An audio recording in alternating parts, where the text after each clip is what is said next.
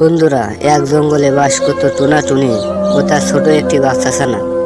টুনাটুনির বাচ্চাটি অনেক খারাপ ছিল। সে তার মার কাছে নতুন নতুন আবদার করত প্রতিদিন।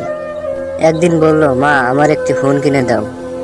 আমার বন্ধুদের সবার ফোন আছে, আমার ফোন নেই। টুনির মা বলল, তুই দূরে গিয়ে মর, আমার সামনে তুই আর আসিস না।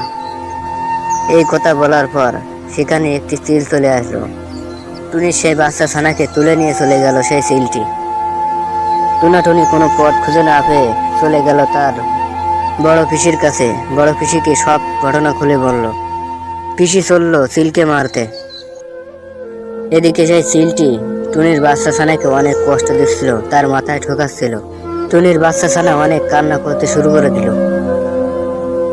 ওই সময় সেখানে টুনির পিসি চলে আসলো আর সেই চিলকে মারতে থাকলো। চিলটি উড়ে চলে গেল।